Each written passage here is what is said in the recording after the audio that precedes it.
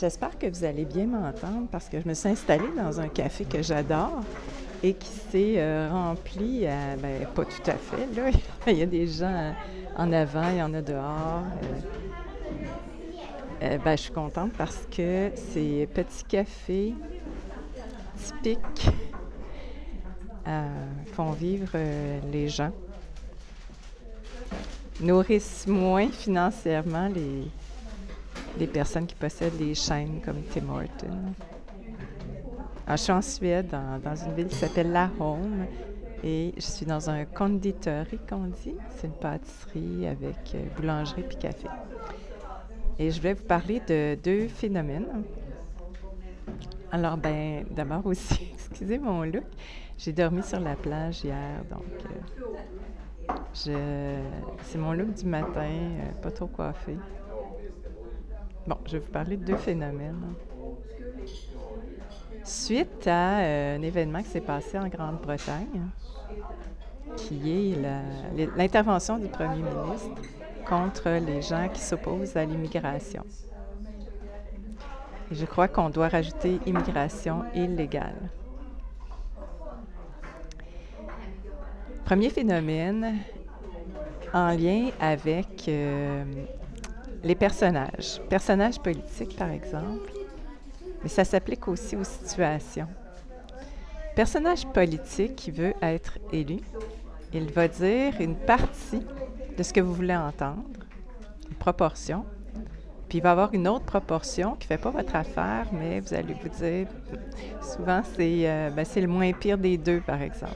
C'est pour ça que vous allez les lire, parce qu'il y a une partie de ce qu'il dit qui fait votre affaire. Alors, il se présentait, ce premier ministre, comme une opposition qui pouvait faire l'affaire de ceux qui trouvaient que l'immigration commençait à être un problème dans leur pays. Et donc, il était élu.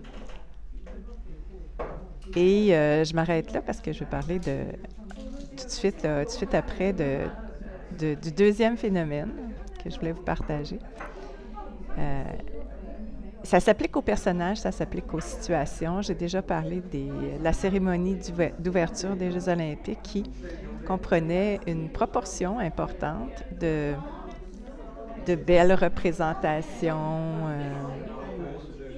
de belles danses, de belle musique, d'un beau spectacle, mais une petite proportion aussi de choses inacceptables. Et cette stratégie, elle est utilisée pour faire en sorte que les gens n'y voient que du feu. D'ailleurs, c'est une drôle d'expression, on n'y voit que du feu.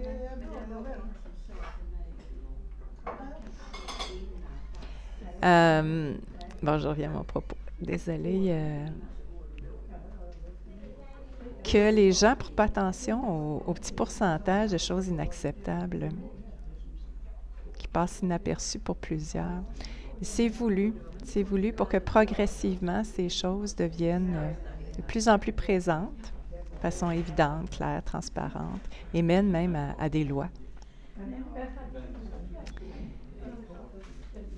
Donc voilà pour les personnages. Ils réussissent à avoir un pouvoir parce qu'ils ont dit une proportion de choses qui fait votre affaire.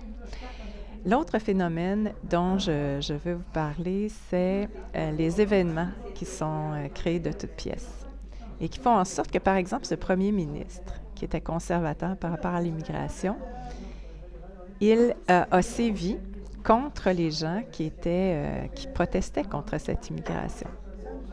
Comment il a réussi à faire ça? C'est qu'on a provoqué un événement qui comprenait de la violence et qui a justifié une intervention. Tout le monde est contre la violence. Ils le savent.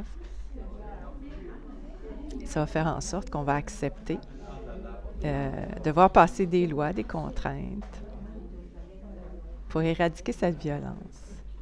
Alors, je ne sais pas si vous avez participé à des manifestations pacifiques. Et à la toute fin, on voit 2 autobus arriver, un autobus de policiers puis un autobus de journalistes. Et les policiers agressent les manifestants, les journalistes prennent des photos, puis après ça, c'est publié dans les journaux. Et ça justifie les lois qui s'en suivent.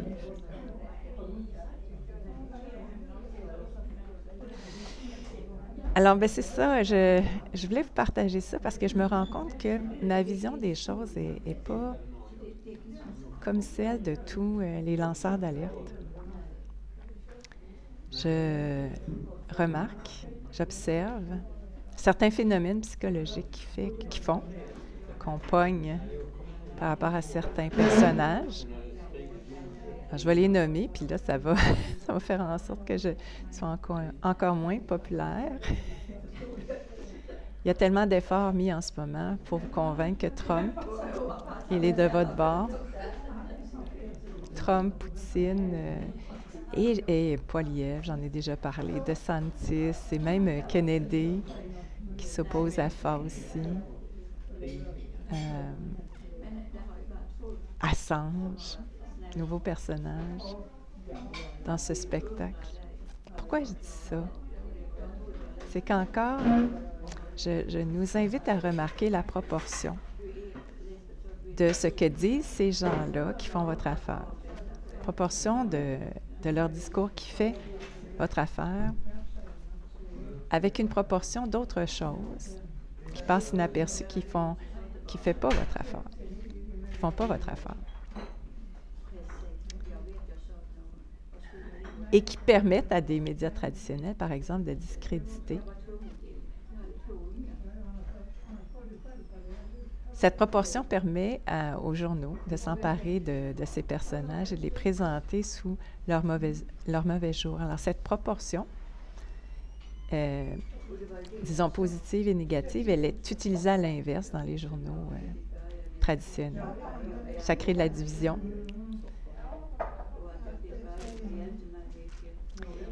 L'illusion de la démocratie, c'est évidemment ce que vous saviez, que vous avez peut-être oublié, qu'on va créer une opposition avec un personnage qui dit ce que vous voulez entendre, que vous allez lire, puis qu'après, il va faire ce qu'il veut. Un peu comme ce premier ministre de la Grande-Bretagne. Pourquoi je ne vois pas les choses de la même manière? D'ailleurs, je pensais que pour écrire un livre intitulé « C'est pas ce qu'on pense », parce qu'on se fait avoir. Parce que je vois les phénomènes psychologiques qui sont en jeu, c'est ce qui m'intéresse en fait. Pas tellement le contenu que les patterns psychologiques. C'est un peu comme quand vous allez voir un psychologue, ben c'est entre autres pour que cette personne, elle vous aide à voir ce que vous ne voyez pas et qui fait partie de votre problème. Et cette prise de recul, c'est plus facile quand on ne vit pas le problème soi-même, on peut observer. Puis avec les connaissances qu'on a ou l'expérience qu'on a, ben on peut aider la personne à voir autrement les choses.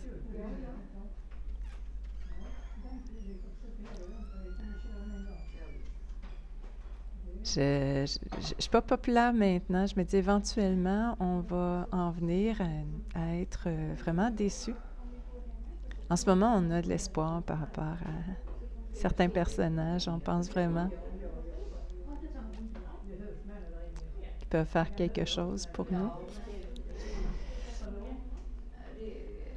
Et puis, on vit ce qu'on a vécu dans le passé. C'est de la grande déception par rapport à ceux qu'on a élus, par exemple. Cette déception, elle s'accumule. On finit par complètement perdre espoir. Et pendant un certain temps, on a peur. On a peur parce qu'on se dit, ben, on va se retrouver devant le néant, à plus avoir d'espoir du tout. Mais non. Après un certain temps, on retrouve l'espoir en l'humanité. Dans le grand nombre qu'on est. La population qui se fait avoir jusqu'à temps qu'elle réalise que la propagande, c'est une stratégie tout simplement qui est utilisée en faisant quoi?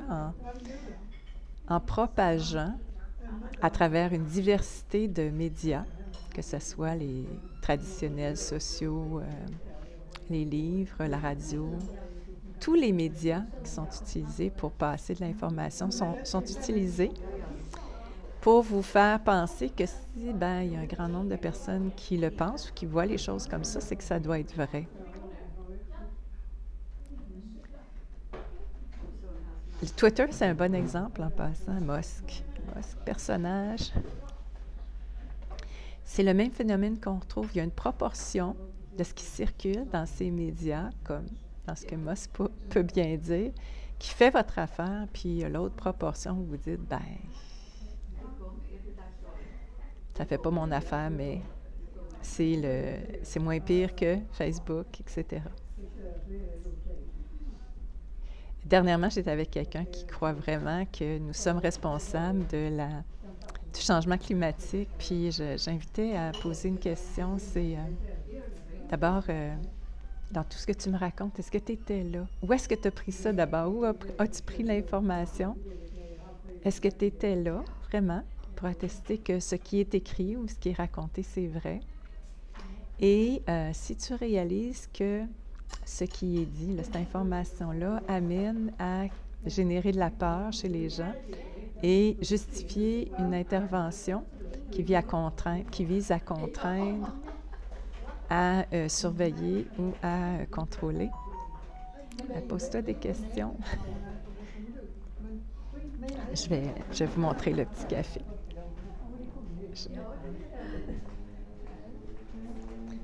Si vous voyez.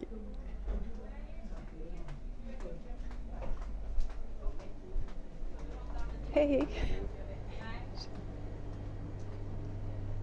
C'est-tu beau, hein? Dans un petit village, ici au centre du village. Voilà.